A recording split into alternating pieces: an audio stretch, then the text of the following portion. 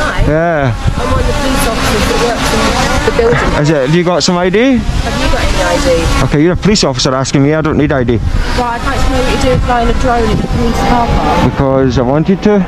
So if you don't have a warrant card... I do have a warrant card. Okay, so I need to see that then. Right. There you go. Not that difficult, was it? Right. Why have you got to be like this? I'm not being like this. You're just having a conversation with me. No, you're not. You're saying I can't do this, I can't do that. Hey, how you doing? Asking why you're flying a drone over a police building. Because I wanted to. Well, It's a police premises. Okay. You don't own the airspace. No, but it's a secure building. You've got to understand that there's a massive security risk. If Does you're it? flying a drone or... So what security risk do you think I'm going to pose? Well, we don't know that, do we? What's the security risk? Why are you being so argumentative? I'm not being argumentative. I'm asking you... Nice. Sorry. And asking you politely... Okay. Please don't fly the drone over the building. Okay, so you could be liable to be searched under the Terrorism Act. This case quickly became one of the most tense encounters between police and a civilian auditor. What started as a harmless drone flight near a police station soon spiraled into accusations, detentions, and a heated clash over rights versus authority. On one side, officers leaned on their badges, though their legal ground seemed shaky. On the other, an auditor stood his ground, confident in the law and unwilling to back down. A simple recording turned into a contest over who truly understood the rules. But this wasn't really about a drone. It was about power, accountability, and whether those tasked with enforcing the law sometimes stepped beyond it. As the exchanges grew sharper, one question remained: did the officers act within the law, or did they cross a dangerous line? As I'm required to by law, falls into the Terrorism Act. Common sense, don't you think? No, it's not. Hold on, you've just cited the Terrorism Act. Yes. Okay? Yes. So what part of the Terrorism Act says that I can't fly a drone over the airspace above your building? Well, all police buildings, all buildings right, I get what you're saying, but if you're saying... detrimental effect for someone... Well, I'm not, right, you don't look like you are, but I don't know. You could be someone who's looking to cause trouble. Interrupt. Obviously, you're recording. Yes, 100%. Yeah, which you're entitled to do. Yeah. I don't have my body cam on me. I've identified myself, so I'm going to record you as well. Is that a personal phone? Yeah, well, they can take... Is that a personal phone? Yeah, but you're under GDPR regulations, so you need to make sure you make a copy of that available if I request it. Yep, as would be the But I don't have a problem if you film with me, it's completely fine. Just so long as when I make my freedom of information request that's available. And I will supply... Okay. This is where everything starts to fall apart. Instead of pointing to a clear aviation rule or any specific law, the officer jumped straight to the Terrorism Act, a move that immediately raises questions. Section 43 does allow stops and searches when there's genuine suspicion of terrorist activity.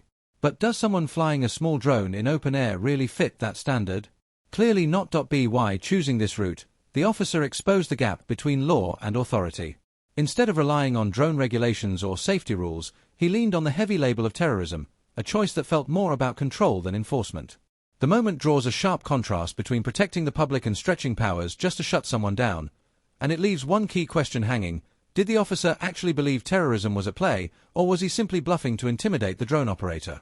I'll ask you one more time, and you're free to go. Yeah, if I'm free to go. If I'm free to go, then I'm free to stay. Okay, it's as simple as that. You're free to go. Right, you've cited the terrorism legislation, but you've not told me what part of that legislation that I may be. Can I speak, please? Of course you can. You are being detained under the Terrorism Act. Okay, what part of the Terrorism Act? Well, I believe it's Section 43. Okay, and what are your grounds for that? You're flying a drone, you're being very obstructive to us. Okay. I'm trying to have a conversation. Is that grounds? I'm trying to give you... No, you stop, you're infringing on my rights at the moment. Can I please... Okay, and you're misusing legislation, and you're going to make yourself party to a civil claim.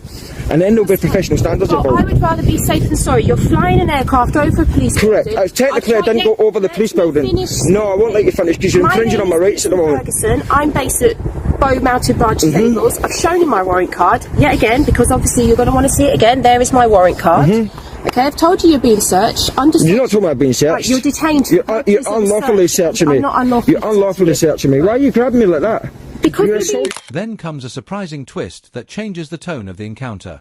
The officer admits he is recording, but on his personal phone. At first, it might sound harmless, but legally it's a serious issue. Under GDPR, any recording made while carrying out police duties counts as official data. That means it must be logged, stored securely, and available if the person filmed requests a copy. The auditor immediately catches this detail, and for good reason. Using a personal phone doesn't bypass the rules, it creates liability. Imagine if a request for that footage was made and the officer dismissed it as personal. That could easily amount to a GDPR breach, inviting complaints and even disciplinary action. This moment reveals more than a slip-up. It highlights how quickly the line between accountability and misconduct can blur when proper procedures aren't followed. What was meant as simple documentation now risks becoming proof of mishandled data, and the officer's choice to use a personal phone may have created a bigger problem than he anticipated. Yes, you have. Absolutely. What part of section 43? I'm not going to explain it. No, because you can't explain it and you've not explained it. I'm not going to You've explain abused it the legislation, mate. You're just being a complete idiot. But you know what? Keep doing it, because it will be the exact same way with section 44 and it will get repealed. And as I say, you guys have had it bad enough already. You're not making it easier on yourself. Over 800 officers being investigated. What's that got to do with your drone being flown Because over what I'm here? saying is, yeah, you had an opportunity to come up to me and have a decent conversation. We tried. And we could have educated you. We tried. But you've decided to misuse the legislation. We tried. You've not listened to what I've really said. tried. And you've abused my rights. From the moment I arrived. No, because you came out with section 43 of the and this is where we are. Nah, you misused the legislation, and as you can see... Absolutely not. Yeah. Well, that could be any website. It's from the CAA, so it's fine. I don't know what it's that fine is. because... What happens next is a contradiction too big to ignore. One officer assures the auditor he's free to go, yet moments later, another detains him under Section 43 of the Terrorism Act. That kind of inconsistency isn't just confusing, it's telling. Powers under terrorism law require a strict threshold. There must be genuine suspicion of terrorist activity. Not annoyance, not resistance, and not simply refusing to cooperate. The standard is high because these powers are meant for extraordinary threats. But here, the stop looks less like suspicion and more like frustration. The auditor stood his ground, and the officers didn't like it. When policing shifts from following due process to flexing authority, the damage goes beyond one unlawful detention.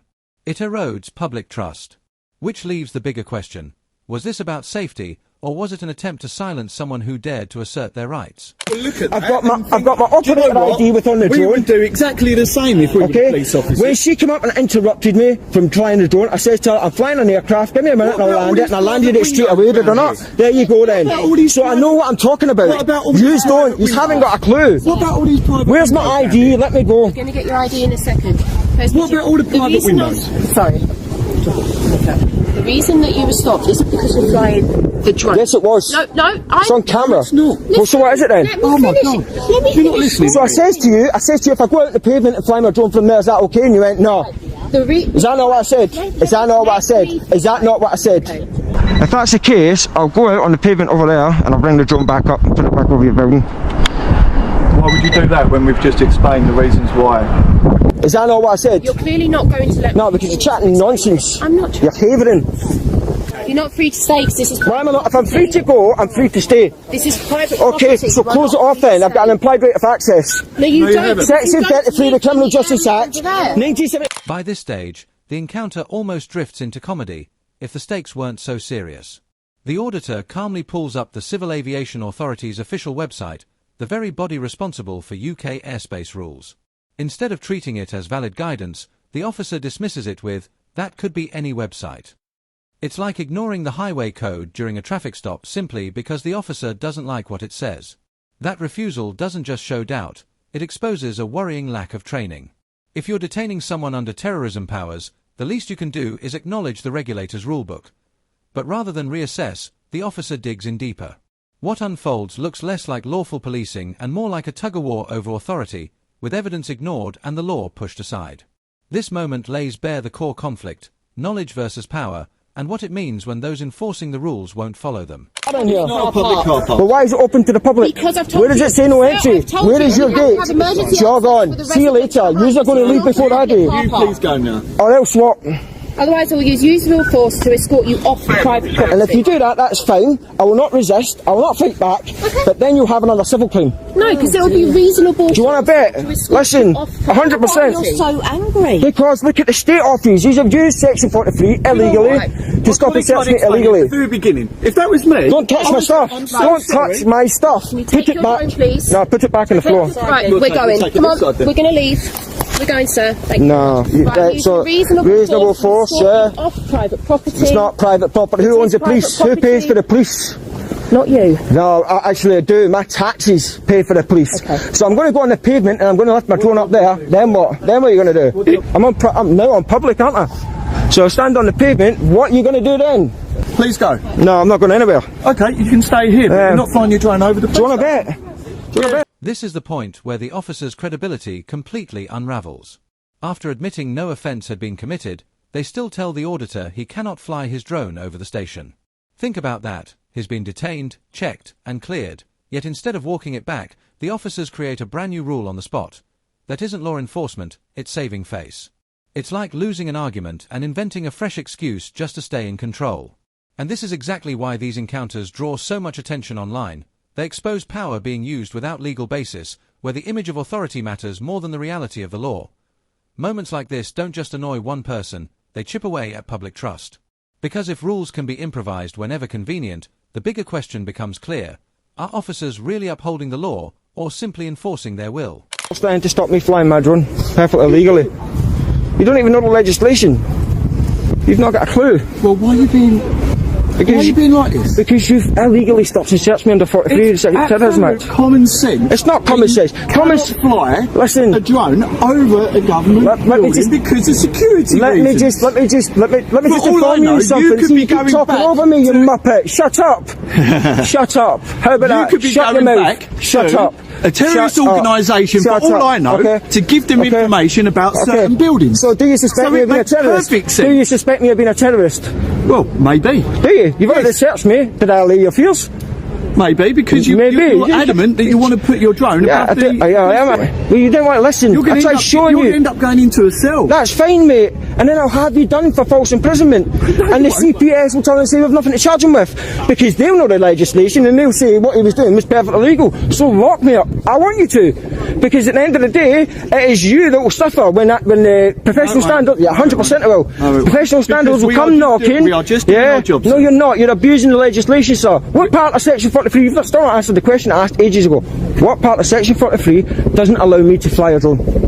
You can fly a drone. Right, so you just told me I Absolutely can't. fine, but over a government building... Right, so what part of legislation says I can't It's do a that? security Tell risk. me the legislation. It's a security risk. Wait, is your building secure? Yes. Well, then you've not got a problem then, have you? Well, The auditor then delivers a sharp legal point that flips the entire argument. He brings up the principle of implied right of access. Under the Criminal Justice Act, places like police station car parks are treated as open to the public unless clear barriers, signs, or restrictions say otherwise. In simple terms, if the public isn't explicitly barred, entering is no different than walking in to file a report. The officer pushes back, insisting it's private property, but without offering proof, that claim quickly weakens. By holding his ground, the auditor shows that what may look like stubbornness is really just a citizen exercising a lawful right and refusing to be pressured. This moment makes the lesson clear. Knowing the law isn't about being difficult, it's about demanding accountability.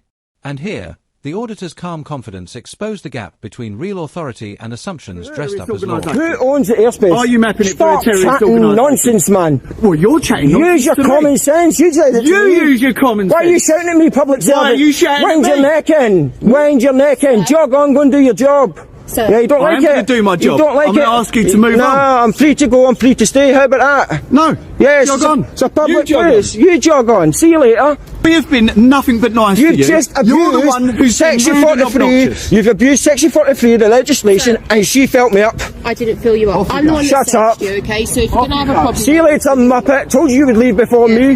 Bye. I'm not taking it. Well, you see ya. Okay. Bye. Have a lovely See day. ya. For your time. What started as a simple drone flight quickly spiraled into detentions, shaky references to terrorism laws, and officers leaning on arguments that failed under scrutiny. The auditor, whatever one thinks of his style, showed a clear command of the law, and with every question he asked, the gaps in police training and procedure became harder to ignore. In reality, this was never just about drones. It was about accountability, about how authority reacts when met with facts instead of compliance. The clash revealed a deeper issue. When policing shifts from lawful enforcement to improvised control, public trust is what pays the price. And that leaves one central question hanging: were the officers truly acting out of concern for safety, or were they scrambling to cover their own mistakes? The answer will shape how this incident is remembered, not as a one-off dispute, but as a reminder of why law, transparency, and restraint matter.